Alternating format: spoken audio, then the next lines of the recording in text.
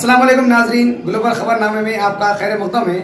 सबसे पहले नजर डालते हैं आज की हेडलाइंस।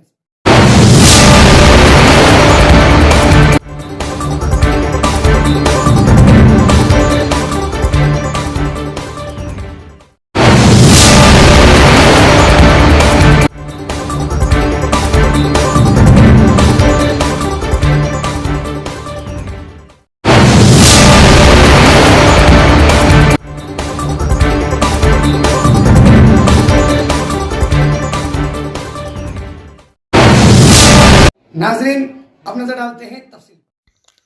सलेम निर्मल के भैंसा शहर की सबसे महंगी कॉलोनी माने जाने वाली मदीना कॉलोनी में अनकरीब 15 प्लाट को वक्फ जायदाद बताकर सफाई के काम को रोक दिया गया। तफसीलात के मुताबिक भैंसा शहर के एक मीनार मस्जिद के बगल में मौजूद 15 प्लाट पर मौजूद खुली अराजी को लेकर वक्फ जायदाद का बड़ा दावा किया गया।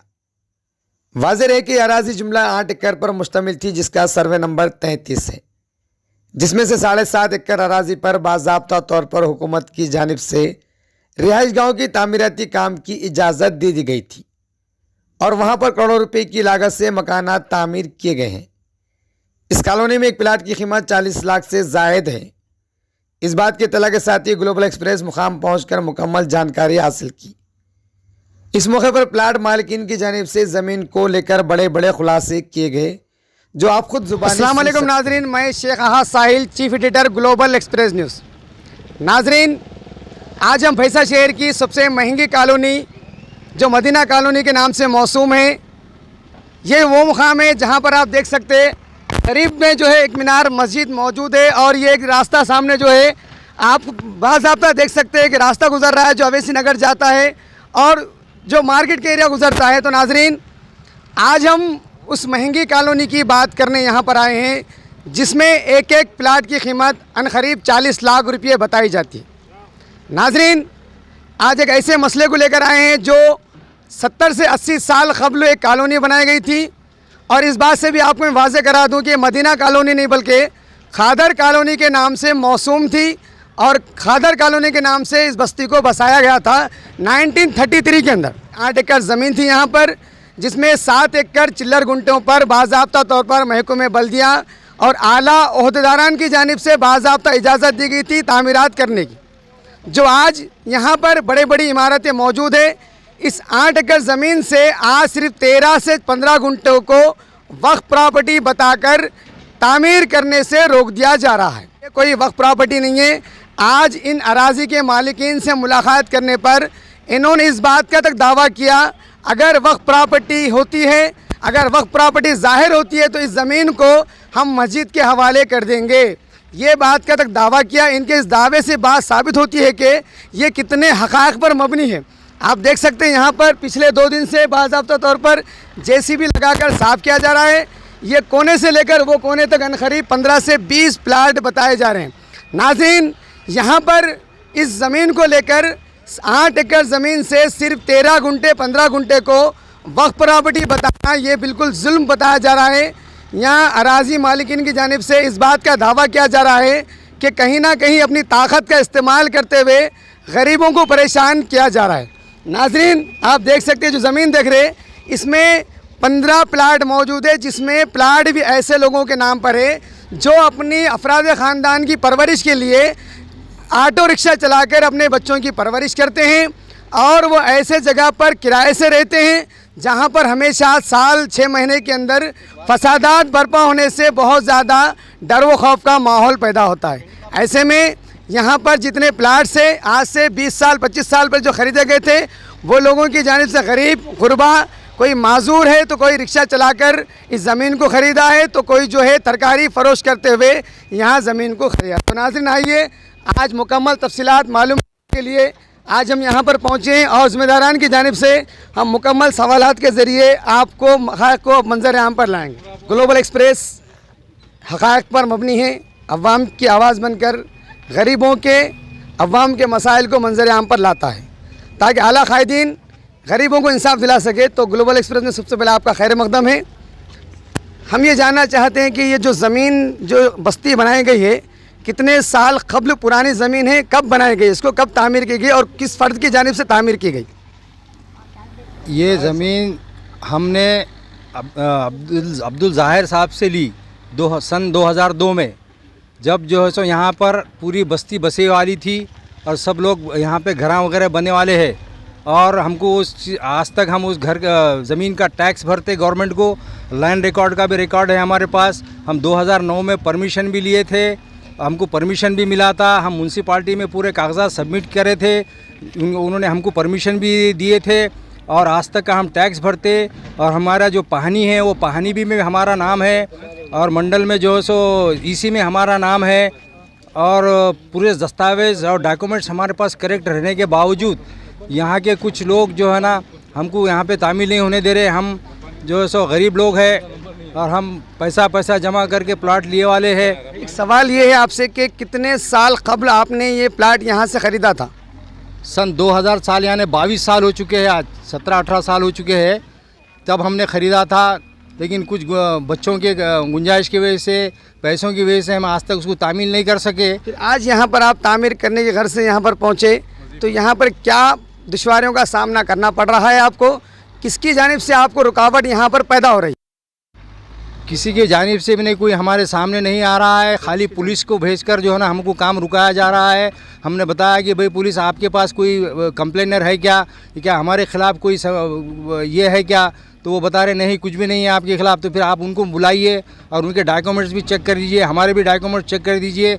इससे पहले हम सब लोग यहाँ पे 9-10 लोग जो ना प्लाट लिए वाले हैं और रजिस्ट्री आफ्ता है, सबके डॉक्यूमेंट्स करेक्ट है। और हमने वहाँ से एसपी कलेक्टर साहब के पास भी राब्ता किए और कलेक्टर साहब ने हमको एसपी साहब से मिलने के लिए कहा। हमने एसपी साहब से भी मिले, उसके बाद एसपी साहब ने सीआई साहब से मिलने के लिए कहा, हमने सीआई साहब से भी मिले। साहब ने भी हमको कोऑपरेट किए, डॉक्यूमेंट्स देखे, माशाल्लाह आपके कागजात तो सही है बताए, लेकिन उसके बावजूद पता नहीं ये लोग क्यों जानबूझकर हमको रोक रहे हैं, हमें समझ में नहीं आ रहा है। इसलिए मैं आपसे मदद चाहता हूँ। नाजरीन, जैसा कि आपने सुना कि 22 साल कबल जो है यहाँ से ये जो अराज़ी के मालिक थे उनके पास से 22 साल कबल प्लाट ख़रीदे थे इन्हों, और यहाँ पर उस वक्त में गुंजाइश नहीं थी। लेकिन अब गुंजाइश होने के बाद ये अपने आशियानों को बनाने के लिए, अपनी रिहाइशगाह को बनाने के लिए यहाँ पर पहुँचे तो यहाँ पर इस ज़मीन को तामीरी काम के अंदर रुकावटें पैदा की जा रही है। इन्होंने बाज़ाब्ता बताया कि कोई कंप्लेनेंट होने के बावजूद महकमे पुलिस की जानिब से जा रहा है। तो इनका ये दावा है कि ऐसा नहीं हो सकता क्योंकि महकमे पुलिस कोई ज़ातियत का मबनी नहीं है।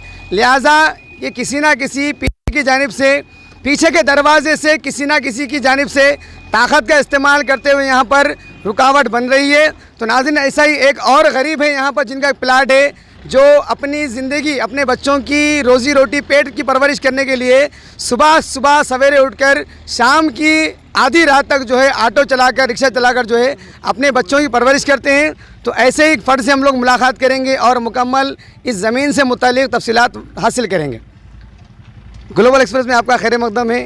जैसा कि हम लोग देख रहे हैं कि यहाँ पर जेसीबी चलाया जा रहा है और यहाँ पर अनकरीब 15 प्लाट बताए जा रहे हैं और पुलिस की जानिब से ये काम को रुकाने की कोशिश की जा रही है, इस बात का दावा किया गया। तो आपका क्या खुलासा है? आपका प्लाट कब लिया आप यहाँ से?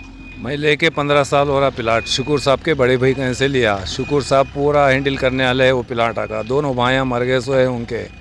मैं अफजल किराना नौकर था किराना दुकान में। जब लिया सो है मैं प्लाट जनता होटल नज़ीर भाई दिलाए सो है नोवल स्कूल के पास मोखिम को दिए प्लाट उनके दामद को। फिर सेकंड प्लाट में को यहाँ आके यहाँ है इसमें ले लो बोल के उनके भाई बोले तो नज़ीर भाई लेके आके दिलाए मेरे को प्लाट। लेके आके मैं छोड़ दिया प्लाट, काम नहीं करा। जब मेरे कहने पैसा नहीं था मैं थोड़े पैसे दे के उनके से प्लाट लिया। मैं लेने के बाद उनका पैसा पेट होने के बाद फिर वो शुक्र साहब को हाड़ आया तो उन्होंने बोले कि इस्माइल तू रजिस्ट्री कर ले। मेरे को हाड़ आया सो है और मैं मर गया तो मेरा भाई देता कि नहीं देता कि तो रजिस्ट्री कर ले। वो तो रजिस्ट्री कर लिया मैं 2003 में या 4 में। रजिस्ट्री करने के बाद फिर मोटेशन कर लिया। मोटेशन कर लेने के बाद बल्लिया का टैक्स फटाया, LRS बना लिया। फिर यहाँ आके एक बार मैं साफ़ सफाई कर रहा था, स्कूलों की छुट्टियाँ मिले थे तो यहाँ के लोग आके रोक दिए पुलिस वाले। तो पुलिस वाले रोक दिए तो मैं क्या वजह है बोल के मैं बोला तो उन्होंने बोले कि औखा बोर्ड का लेटर लेके आओ।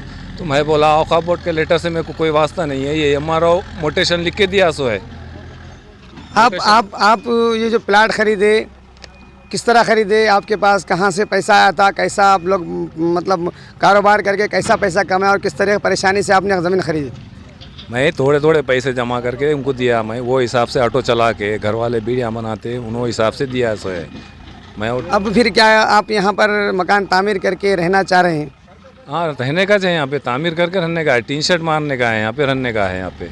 क्यों, तो मैं पंजेशाह एरिया में हूँ, अब कोई हालात आ गए तो इधर आ जाना पड़ता मेरे को। मालूम तो है भैंसे के हालात कैसे है, कहाँ से है। मेरा घर टीना का है, टूटा मोटा है, कभी भी वहाँ गणपति आंदो दुर्गा आंदो इधर आ जाना पड़ता मेरे को, इसलिए मैं लेके रखा सो है।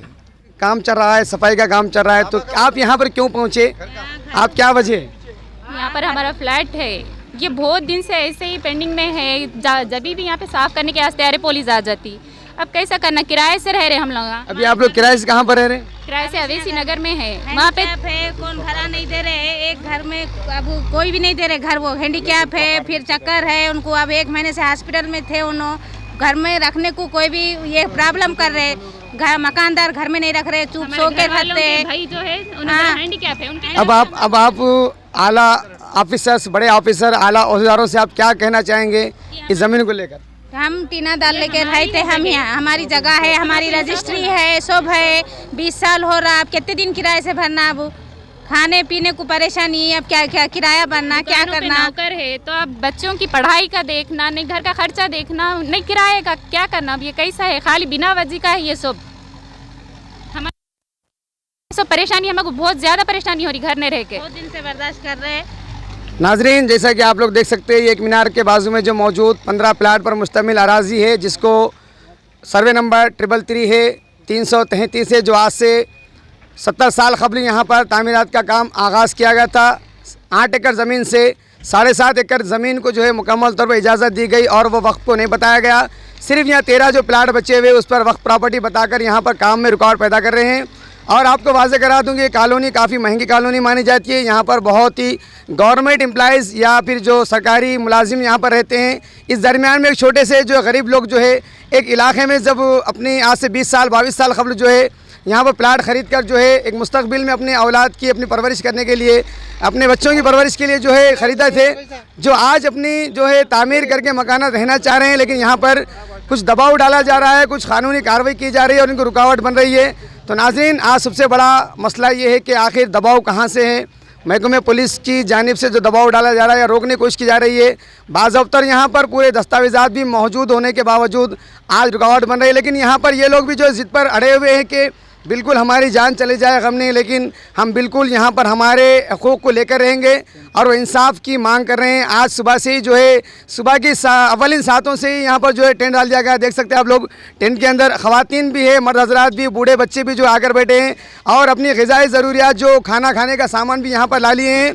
बल्कि ये तो ये कह रहे हैं कि बाज़ाब्ता कि हमारी जान चले जाए गम नहीं, लेकिन हमें जो है ज़िंदगी गुजारने के लिए आशियाने की ज़रूरत है।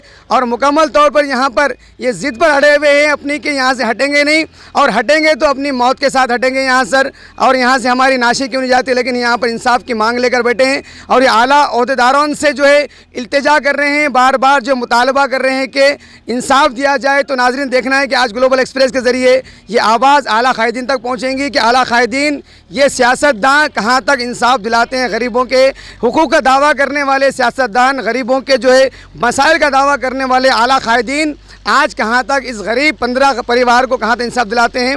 तो नाज़रीन, हमने बताया कि इसके अंदर एक रिक्शा चलाने वाले एक फ़र्द है, एक फ्रूट कारोबार करने वाले हैं, तो कुछ माजूर लोग हैं, बहुत ही गरीब है। ये कॉलोनी के अंदर मैं समझता हूँ कि 8 एकड़ ज़मीन में सिर्फ 15 लोग जो गरीब मुस्तहिक़ है। तो नाज़रीन, आज हम ग्लोबल एक्सप्रेस से मुतालबा करते हैं कि वो इंसाफ दिए और इंसाफ दिलाकर अवाम को खुश करे। तो नाज़रीन, हम फिर मिलेंगे दोबारा एक नए मसाइल के साथ, जब तक हमें दीजिए इजाज़त। अल्लाह हाफ़िज़। सेवा करते करते यहाँ तक आई, बहुत बीमार, घर नादार, कुछ चीज़ नहीं है। हम तो जगह के वास्ते बैठे वाले हैं, हम क्या करना है, बहुत मुसीबत है। मेरे बच्चे से मेरे को घर नहीं है, माँ को घर लेके 10 साल से मुश्किल भोग रही, मैं क्या करूँ, मैं बहुत मुसीबत में हूँ, बहुत मुसीबत में है, मैं क्या बोलूँ।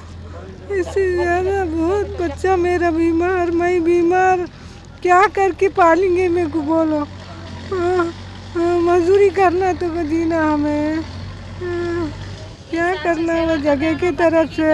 एक बच्चे के ऊपर बैठे वाली हूँ मैं, क्या करेंगे। एक बच्चा मेरे को, एक बच्चा बीमार है। देखो तुम सब, क्या करूँ मैं, बहुत मुश्किल में हूँ। बोलना मैं ज़्यादा नहीं बोल सकती अब मैं।